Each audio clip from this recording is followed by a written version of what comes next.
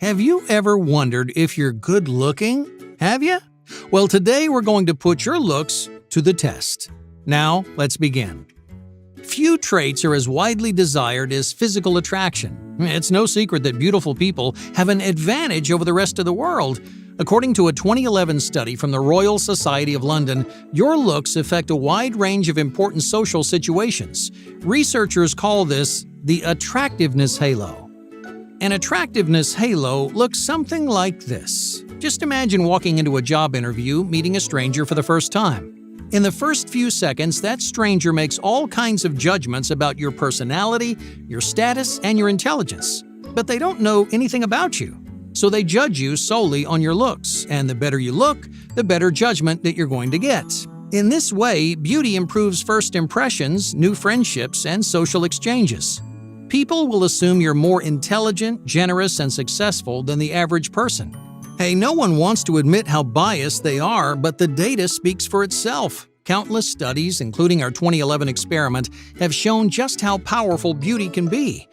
So how do you know whether you fall into this illustrious category? How do you know if you're good-looking? Well, most people judge their appearance by looking in the mirror or staring at photos of themselves. But the truth is, most people don't know how good-looking they really are. Why is that?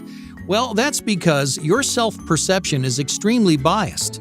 This bias stems from three different places. The first is something very simple: familiarity. How many times have you looked at your own face? Thousands of times, right? You're incredibly familiar with your own face, and more familiar than anyone on the planet, except maybe a long-term partner. Now, doesn't that mean you should know your attractiveness better than anyone?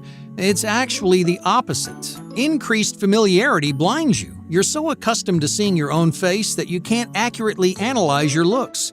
According to a 2019 study in the journal Frontiers in Psychology, familiarity overrides your brain's objective judgment. In other words, you're so familiar with your own face that you can't tell how attractive you really are. But a stranger can. That's why the best judges aren't your friends, families, or partners, but individuals you've never met. Emotional bias is another reason we can't recognize our own attractiveness. The way we feel about ourselves influences the way we perceive ourselves. That's why some good-looking people think they're unattractive or vice versa. Your emotional connection controls the way you see yourself. It works the same way for friends and partners. Their emotional connection to you changes the way they perceive you. In other words, if you love someone, they'll seem more attractive to you than a random stranger. In the same way, your experiences also bias your perception. Let's say you just went through a difficult breakup. That situation is going to impact how attractive you think you are. Even though you look the same as you did before, the experience changed your mindset, and your mindset altered your perception. There's one more reason you don't know how good-looking you actually are. When you look in the mirror, your eye is drawn to small details. You notice the odd curl in your hair. You notice the dry skin on your cheek or the angle of your nose. If anything's out of place, you're sure to find it. But strangers will never notice small details about you. Instead, a stranger judges your attractiveness based on broad categories, things like height, weight, and hair color. When judging yourself, you're incredibly specific. When judging other people, you rely on the same general qualities. Now, to see this process in action, just try this. Find a picture of a stranger that you find attractive. Look at the picture for just a few seconds, and then list the reasons why they appeal to you. I'm willing to bet the curls in their hair, the dry patches on their skin, or the angle of their nose won't be on your list. Instead, you'll say things like, they have a nice smile, or they have beautiful eyes. Maybe you notice their height, eyebrows, or skin tone.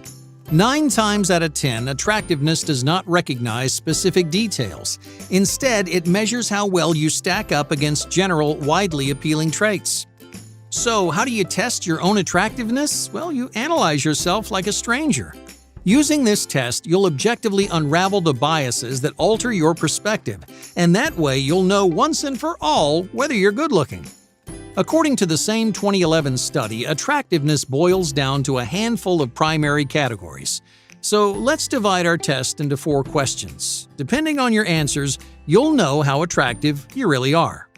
But there's one more thing we need to mention first. Attractiveness doesn't work the same way for every person in the world. Everyone has their own individual preferences. Different cultures, countries, and communities prioritize specific traits over others. Some may disagree heavily with the questions on this test. At the end of the day, remember that beauty is in the eye of the beholder. This test will measure general attractiveness, but there are all kinds of reasons why one person may find another attractive. With that out of the way, let's get started. The first question on our test comes from human evolution.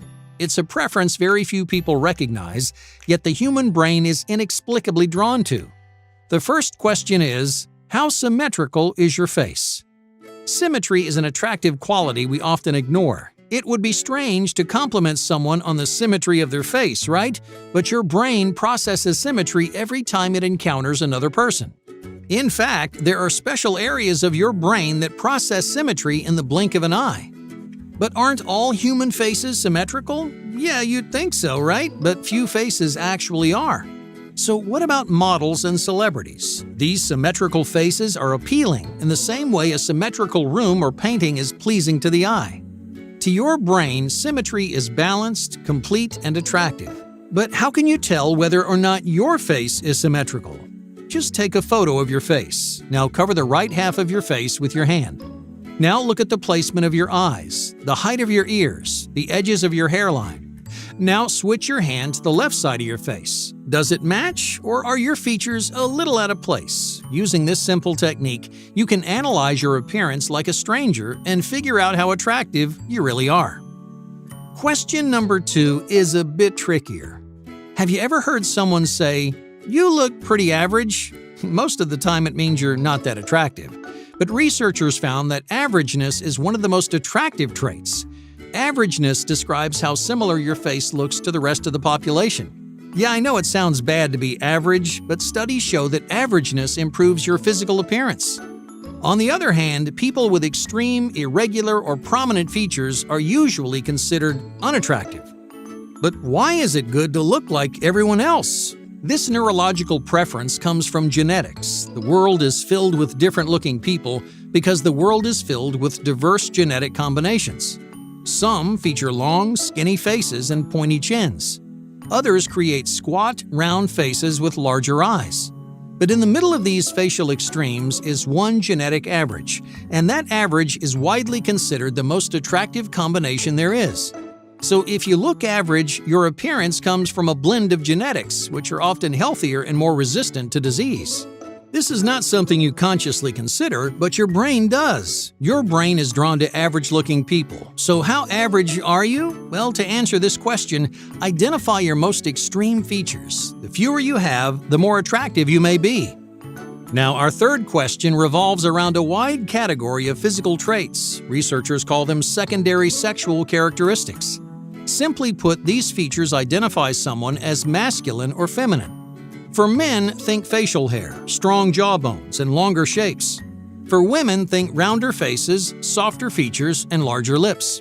Each group emphasizes the individual traits of both men and women. So many of the world's most attractive people have these characteristics in spades.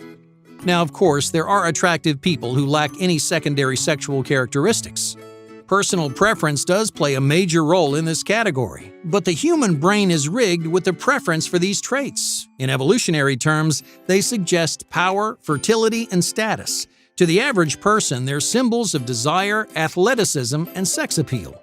So if you want to know how good-looking you are, just count your secondary sexual characteristics. Break your face down into individual features. You may realize you have more of these qualities than you thought. The fourth and final question is this: how well does your appearance display your personality? Now, this one works a bit differently. Unlike the others, it's not a quality or characteristic. It doesn't matter if you have pretty eyes or great bone structure. Research shows that understanding someone's personality plays a huge role in physical preference, even between strangers. But I'm not talking about your hobbies or interests or routines. I'm talking about the way you communicate your personality through your appearance. Just think about the expressions on your face. Think about the way you dress or the accessories you place on your body. Each of these things makes you more attractive because they show your personality. So how would a stranger perceive your personality? Without ever meeting you, could someone get a basic understanding of you as a person? If the answer is yes, you have one of the most attractive qualities out there. Hey, thank you for watching, and be sure to subscribe because more incredible content is on the way.